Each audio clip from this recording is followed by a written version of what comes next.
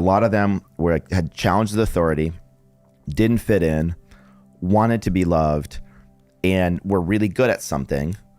And it's not to take away any of that, but just to know where it comes from. Now that I know where it comes from, I've been able to have a much healthier relationship with it.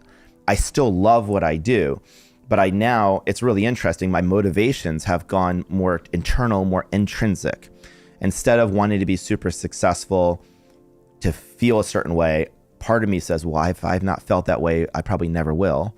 And if I no amount of additional status or money or anything is going to make me feel good, better, because this amount hasn't actually changed how I feel.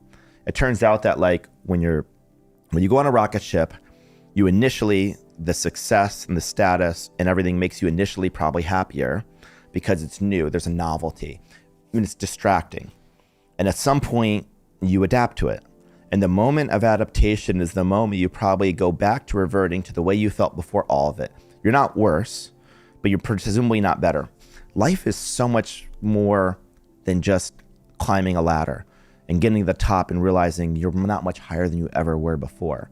That the world is, you had everything inside of yourself, mostly to be happy before the journey started. And probably what you needed most is purpose. You have that, health, and relationships. And I think that, a lot of people take the last one for granted, those relationships. And that's kind of probably been my journey. The cost of your addiction to work.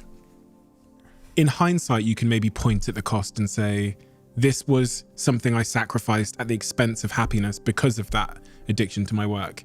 What are those things? Let me first say that it was mostly worth it.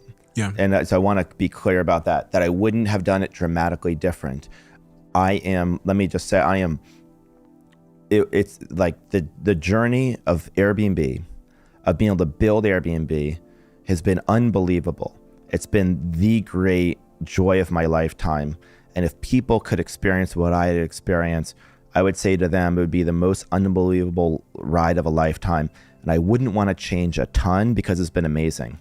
But if somebody's listening and they're about to go on this journey, I would forewarn them about some things that no one told me.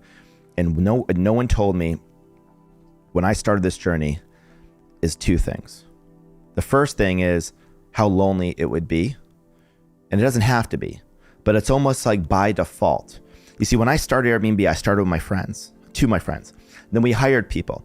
And those people, they were employees, but they were also kind of our friends. And this notion that I was the boss and there was a power imbalance, well, we're all broke working at a 3-bedroom apartment. So what does it mean that I'm CEO? That's kind of just a title. And so I felt really connected. We weren't a family, but we were more like a family than a business if it was one or the other. And then as we got successful, then it became more of a corporation. There was a chain of command. There were more boundaries. You started hiring people that had families, and people with families don't hang out with you on nights and weekends. And then it's just it becomes more formal. And that's the moment that your employees become your employees and less your friends. And that gets more and more isolating. And then people start looking at you a little bit differently, and it feels really good, but you can just find yourself working more and more to live up to the responsibility. And you feel like you're never working enough, and you're working 60 hours a week, then 80 hours a week, and 100 hours a week. And you just almost feel guilty any second you're alive and you're not working. And I'm a huge proponent in pouring your life into something. But I think that what I thought was every incremental hour would make me more productive. But it turns out that we need to step away from work. We need to be happy. We need to have some healthy relationships to probably make good decisions.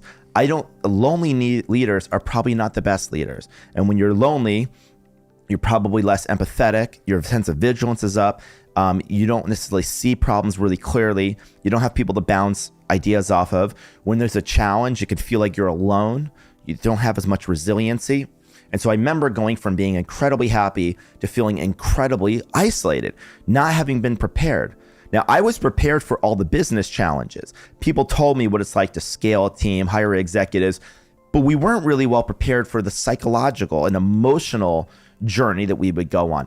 That turned out to be some incredibly intense journey. So that was the first thing. The first thing that I didn't know, no one forewarned me about, and that I've now learned is about the lonely journey it can be. And I would just tell people it doesn't have to be lonely.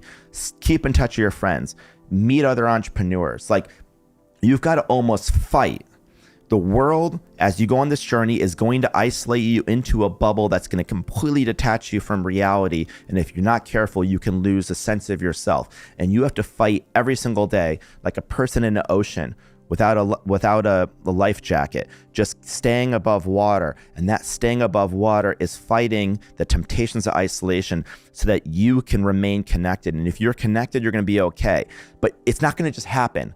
Most people don't, you don't have to think about breathing. You just breathe. You have to think about staying connected. The other thing is you can't try to be successful to think it's going to solve something inside of you. Being successful, other than maybe a sense of purpose. It turns out having a purpose and serving others and being focused on something, that's generally good for you. Beyond that, no amount of status and power is going to fill something inside of you. Whatever is inside of you that you're missing, you need to probably fill, through introspection. Like, we might call it solitude, connection to self. Or maybe, many of us growing up were kind of lonely.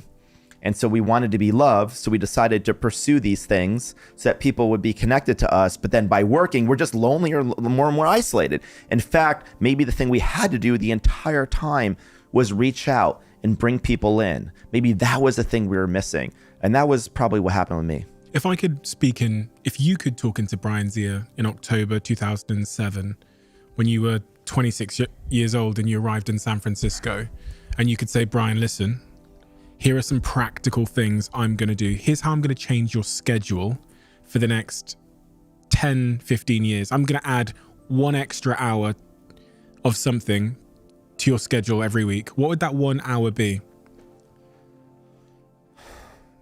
It's completely obvious to me that I would make time for the people I love.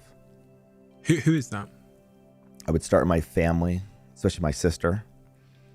I'm now really close to her, but through a bunch of the Airbnb journey, we would go weeks without talking. For no other reason, I was just busy. And and there's this paradox that when you go on this crazy journey like I do, a lot of people don't reach out to you because they're afraid to reach out to you because they think they're bothering you. But you're so busy that you're dealing with inbound from the business that if no one, you're just reacting all the time. So if your friends don't reach out to you, you're not going to reach out to them because you're just reacting to everything. And they're like, well, they're so busy. If they want to talk to me, they reach out to me.